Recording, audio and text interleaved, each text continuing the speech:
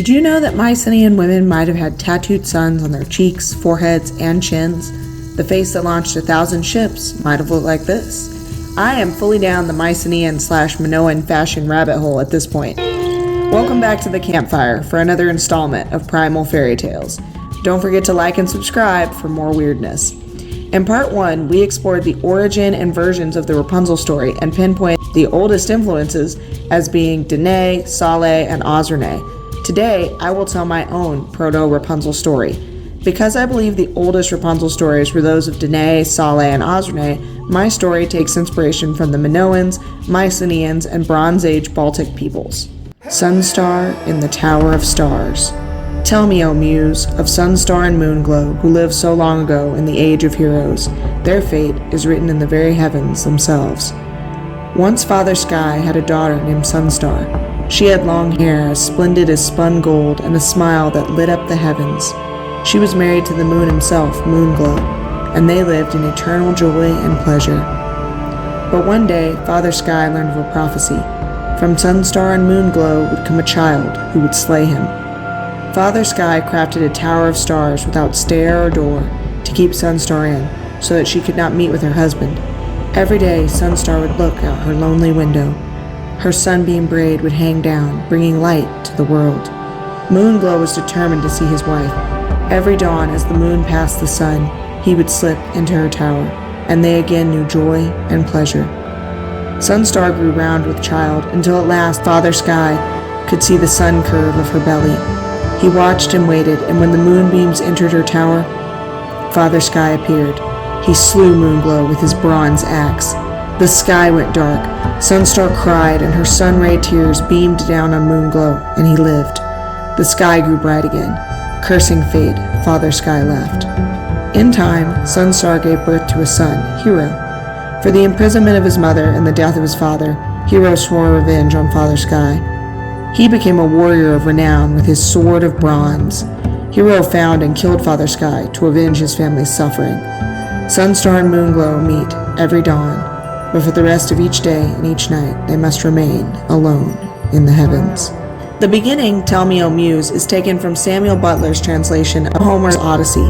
This is because, although Homer is writing at a time far after the setting of my story, the setting of his story is the same. Both are set in a semi-mythic Bronze Age Mycenaean/Minoan era. Father Sky is much like the sky god from my Sleeping Princess story. He is inspired by the Proto-Indo-European sky father god, but also by Perkins, the Baltic sky god. Perkins is involved in Saleh, Osrene, and Minoan myths. Sunstar's description is heavily inspired by the Brothers Grimm, who described Rapunzel as the most beautiful child under the sun with splendid hair as fine as spun gold. The phrase joy and pleasure also comes from Grimm's prose. Then the plot takes a dark turn, and Sunstar is locked away because of a prophecy. This comes from the myth of Danae. Her father locked her up so that she would not give birth to a son who would kill him. Father Sky's tower is made of stars, which is a creative liberty on my part. I thought it fit the story's celestial motifs better than an ordinary tower. The description of the tower is again inspired by Rapunzel. Sunstar and Moonglow continue to meet in secret, just like Rapunzel and her prince, or Danae and Zeus. Eventually, she becomes pregnant, again like Rapunzel and Danae. Father Sky discovers this, and he kills Moonglow with an axe. The axe comes from the influence of Perkins, who has an axe. The axe is based on Baltic Bronze Age axes. Perkins also disciplines the gods, including Minulus, who he cuts into pieces for cheating on Saleh with the dawn goddess Osrene. The sky going dark is another creative liberty on my part. Sunstar's healing tears come from Rapunzel, obviously, but also from other solar goddesses with healing powers that I discussed in the previous video, Sol and Sulis. Rapunzel's healing powers also appear in Personette, the Canary Prince, the Greenish Bird, and Sun Girl and Dragon Boy. Father Sky just leaves the story at this point, accepting his fate, much like how many characters in Rapunzel stories just vanish from stories without explanation. But Sunstar gives birth to a son, Hero. This character is inspired by Danae's son Perseus, the Irish goddess Ethna's son Lu, and the Persian epic character Rudaba's son Rostam. All three of them become important heroes and warriors in their cultures. The unnamed woman in Yannick also has a son who, like Hero, avenges his family. Hero has a bronze sword based on swords similar to those in Mycenaean Greece. He kills Father Sky just as was prophesied. Perseus did the same. Yannick did not kill his grandfather, but he did kill his mother's abusive husband who locked her in a tower and killed Yannick's father. Lastly, Rostam accidentally kills his own son, Sohrab. Side note, the Shahnameh, the Persian Book of Kings, where Rostam's story is told, is super epic. I plan on reading the whole thing at some point. If people are interested, maybe I'll do some videos on it. Anyway, Sunstar and Moonglow meet every dawn, but are otherwise separated. Much like my last Primal fairy tale, I took inspiration from solar-lunar deity pairings. To my knowledge, Minulais and Saleh have no myths about being eternally separated, but the cheating could have resulted in a lack of contact between the two of them. And in Greek mythology, the moon goddess Selene visits the mortal king Endymion every night. Over in Asia, the stories of the Chinese moon goddess Chang'e and the solar archer Hou Yi always involve their tragic star-crossed romance wherein they are separated forever. And across the Atlantic, the Mayan moon goddess Ixchel and the sun god Kenichi-Hau separate because of their abusive relationship. For the story's art, I decided to do a flat style inspired by Mycenaean frescoes. My color palette was also drawn from Mycenaean frescoes. Sunstar's design comes from various Mycenaean and Minoan sources. Her braided hairstyle was inspired by these frescoes. The orange color of her jewelry is meant to represent amber, which was often used in Bronze Age Baltic jewelry. Her headdress is inspired by this one from the Hoard of King Priam, and her big earrings come from the saffron goddess on the Adirance fresco. She's also wearing a torque, which comes from Bronze Age Baltic culture. Her pale skin, red ear makeup, red lips, and sunstar face markings come from these Mycenaean and Minoan artworks. The design of her dress, her pose, and body shape come from the images I have shown.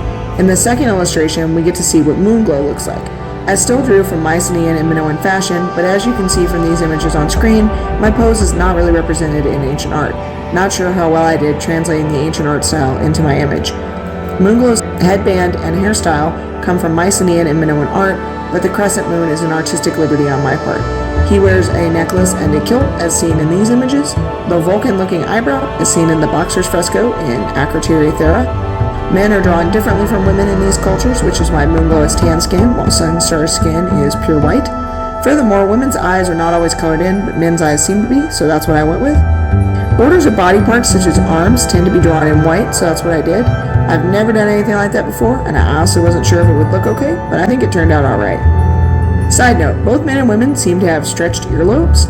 I am in no way an expert on this, so these are just my observations on publicly available Mycenaean Minoan art. The next illustration depicts Hero killing Father Sky.